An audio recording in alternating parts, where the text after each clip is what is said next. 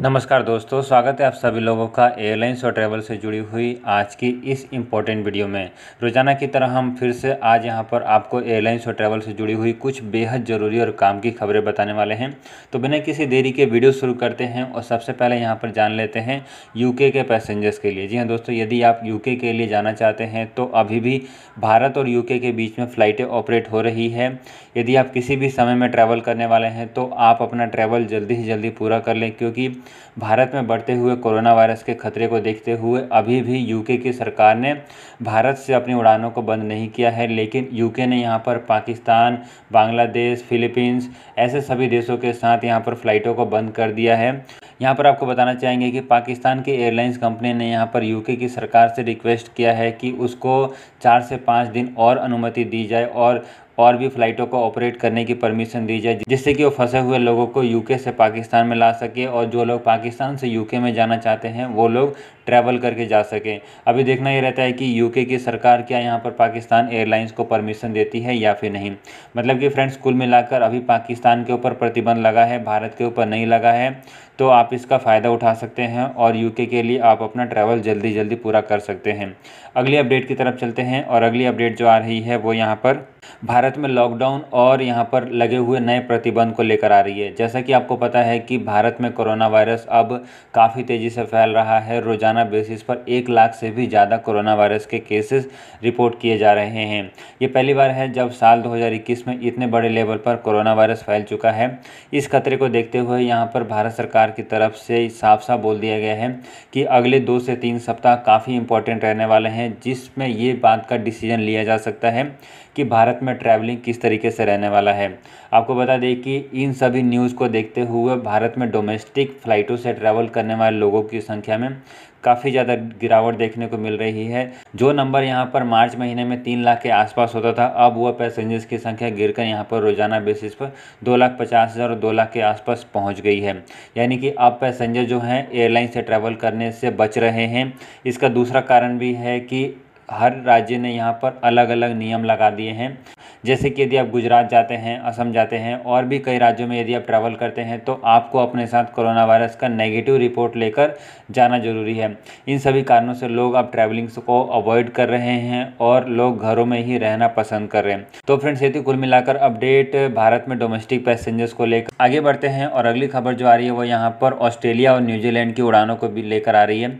आपको बता दें कि ऑस्ट्रेलिया और न्यूजीलैंड जो दोनों देश आसपास ही हैं, इन दोनों देशों में रेगुलर बेसिस पर पैसेंजर्स ट्रैवल करते रहते हैं और अब ये दोनों देश फिर दोबारा से बातचीत कर रहे हैं कि कैसे भी करके एयर बबल्स के तहत दोनों देशों के बीच में फ़्लाइटों को चालू किया जाए। हालांकि आपको बता दें कि ये पहली बार नहीं है जब इस तरीके की बात शुरू हुई है। इससे पहले भी इन दोनों देशों ने यहाँ पर अपना डिस्कशन स्टार्ट किया था, लेकिन कोरोना वायरस के केसेस बढ़ने के कारण इन दोनों देशों ने अपनी उस एयर बबल्स एग्रीमेंट की बात को फिलहाल के लिए टाल दिया था। लेकिन अब यहाँ पर फिर दोबारा से एयर बबल्स एग्रीमेंट को दोबारा से चालू करने की बात कही जा रही है। आगे बढ़ते हैं और अगली खबर यहाँ पर दिल्ली एयरपोर्ट से आ रही है। फ्रेंड्स, यदि आप दिल्ली एयरपोर्ट पर ट्रैवल करने वाले हैं तो अब आप यहाँ पर सावधान हो जाइए, क्योंकि अब आपको यहाँ पर 2,000 रुपये तक का जुर्माना लग सकता है। जी हाँ दोस्तों, ये एक लेटेस्ट अनाउंसमेंट किया गया है दिल्ली एयरपोर्ट की तरफ से। यदि आप मास्क नहीं लगाते हैं, सोशल डिस्टेंसिंग का पालन नहीं करते हैं, तो आपको बिना चेतावनी दिए हुए ही एयरपोर्ट अधिकारी 2,000 रुपये का चालान काट सकते हैं। ये जो नया नियम है आज से ही लागू हो गया है। यदि आप मास्क को पूरी तरीके से नहीं पहनते हैं, जैसे कि यदि आपने मास्क को मुंह तक ही पहना हुआ है, नाक तक नहीं लगाया है, तो भी आपको यहाँ पर पेनल्टी लगाई जा सकती है। तो आप इस बात का ध्यान रखें कि यदि आप दिल्ली एयरपोर्ट पर ट्रैवल कर रहे हैं, मुंबई एयरपोर्ट पर ट्रैवल कर रहे हैं या फिर किसी भी एयरपोर्ट पर ट्रैवल कर रहे हैं, तो आप मास्क और सोशल डिस्टेंसिंग का सही तरीके से पालन करें, जिस तरीके के एयरपोर्ट अधिकारी बता रहे हैं। जैसे जैसे वहाँ पर नियम लिखे गए हैं, आप उन सभी नियमों का पालन करें, नहीं तो आप यहाँ पर बड़ी मुसीबत में फंस सकते हैं। फ्रेंड्स, अगली अपडेट आ रही है वो यहाँ पर इंडिगो एयरलाइंस कंपनी की तरफ से आ रही है। इंडिगो एयरलाइंस के कई सारे ग्राउंड स्टाफ ने गोवा एयरपोर्ट पर हड़ताल कर दिया है, जिसके बाद यदि आप गोवा एयरपोर्ट पर ट्रैवल करने वाले हैं तो आपको बैगेज लेने में देरी हो सकती है। जी हाँ दोस्तों, यहाँ पर इंडिगो एयरलाइंस की एक सहायक कंपनी है जिसके कई सारे एम्प्लॉई गोवा एयरपोर्ट पर काम करते हैं। इन सभी एम्प्लॉइयों ने मिलकर गोवा एयरपोर्ट पर हड़ताल कर दिया है। तो यदि आप आगे आने वाले समय में गोवा एयरपोर्ट पर ट्रैवल करने वाले हैं तो आप इंडिगो एयरलाइन से ट्रैवल करने से बचें, क्योंकि आपको यहाँ पर बैगेज और दूसरी चीज़ों में काफ़ी ज़्यादा प्रॉब्लम का सामना करना पड़ सकता है। फ्रेंड्स आगे बढ़ते हैं और अगली अपडेट जो आ रही है वो यहाँ पर ग्रीस से आ रही है। ग्रीस ने भी बढ़ते हुए कोरोना वायरस के खतरे को देखते हुए यहाँ पर डोमेस्टिक के साथ साथ अंतर्राष्ट्रीय उड़ानों के ऊपर प्रतिबंध लगा दिया है। डोमेस्टिक उड़ानों के ऊपर जो प्रतिबंध है वो 12 अप्रैल तक लगा हुआ है और इंटरनेशनल उड़ानों के ऊपर प्रतिबंध 19 अप्रैल तक लगा हुआ है। यहाँ पर ग्रीस की सरकार ने साफ साफ बोला हुआ है कि जिन लोगों को भी यहाँ पर ट्रैवल करना है उनको अपने साथ कोरोना वायरस का नेगेटिव रिपोर्ट लेकर आना जरूरी है, जो कि 72 घंटे से ज़्यादा पुराना नहीं होना चाहिए। साथ ही साथ यदि कोई भी पैसेंजर्स ग्रीस में आता है तो उसको कंपलसरी यहाँ पर इंस्टीट्यूशनल क्वारंटीन में डाला जाएगा, जो कि 7 दिन का रहेगा। और यदि आप वैक्सीन के दोनों डोज लगाकर यहाँ पर ग्रीस में आते हैं और उसका प्रूफ आप दिखा देते हैं तो फिर आपको यहाँ पर केवल अपना कोरोना का नेगेटिव रिपोर्ट के आधार पर ही आपको जाने दिया जाएगा, आपका क्वारंटीन नहीं होगा।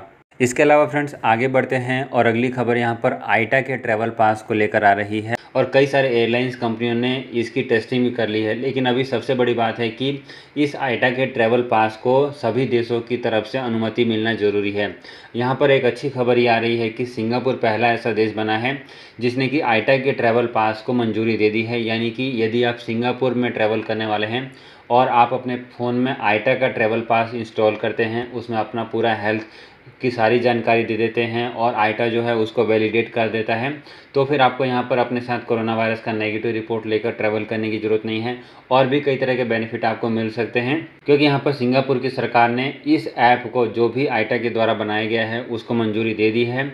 अब यहाँ पर डिपेंड करता है कि दूसरे देश इसको कब अनुमति देते हैं, उसके बाद ही आईटा का ये ट्रैवल पास सक्सेसफुल हो सकेगा। क्योंकि फ्रेंड्स यहाँ पर आपको बता दें कि भारत से ट्रैवल करने के लिए यदि आप सिंगापुर में जाते हैं तो दोनों देश यदि आईटा के ट्रैवल पास को मंजूरी देते हैं तो ही आप यहाँ पर बिना किसी रिस्ट्रिक्शन के और आसानी से ट्रैवल करके जा सकते हैं। यदि एक देश ने यहाँ पर आईटा के ट्रैवल पास को मंजूरी दी हुई है, दूसरे देश ने नहीं दी हुई है, तो फिर यहाँ पर आपको कोई भी बेनिफिट नहीं मिलने वाला है।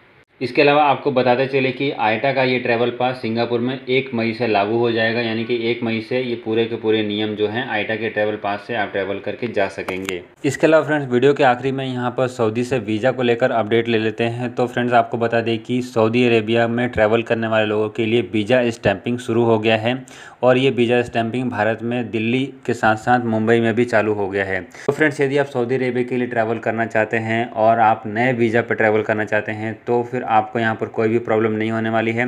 जो सऊदी सरकार ने नए नियम लागू किए हैं जो कि मार्च महीने से लागू हो गए हैं, उन नियमों के तहत आप सऊदी अरेबिया में जा सकते हैं, जिसमें आपको ट्रेनिंग और भी कई तरह के नियम लागू किए गए हैं जिसको पालन करके आप सऊदी अरेबिया में ट्रैवल करके जा सकते हैं। लेकिन इस समय जो सऊदी अरेबिया के लिए सबसे बड़ी प्रॉब्लम है वो भारत और सऊदी अरेबिया के बीच में सीधी उड़ानें ऑपरेट नहीं हो रही हैं। इसके लिए आपको किसी ऐसे देश से ट्रैवल करके जाना पड़ेगा जिस देश को सऊदी अरेबिया ने अनुमति दे रखी है, जिसमें शामिल है नेपाल, इसके अलावा ओमान और भी कई सारे देश इस लिस्ट में शामिल हैं जहां से आप सीधे सऊदी अरेबिया के लिए ट्रैवल करके जा सकते हैं। आपको बताते चले कि ओमान ने इस समय प्रतिबंध लगा दिया है, तो अब इस लिस्ट में ओमान नहीं बचा है, क्योंकि ओमान अब केवल अपने नागरिकों को ही अनुमति दे रहा है। लेकिन इसके अलावा अभी नेपाल और भी कतर और इसके अलावा बहरीन कई सारे देश हैं जहाँ से आप सऊदी अरेबिया जा सकते हैं। तो फ्रेंड्स ये थी आज की एयरलाइंस और ट्रैवल से जुड़ी हुई कुछ बेहद ज़रूरी और काम की खबरें। यदि आपको वीडियो अच्छी लगी है, वीडियो यदि काम की लगी है तो वीडियो को लाइक करने के साथ साथ दूसरे लोगों को भी शेयर कर दें ताकि उनका भी फ़ायदा हो सके। आज की इस वीडियो में फ़िलहाल इतना ही। वीडियो देखने के लिए आपका बहुत बहुत धन्यवाद।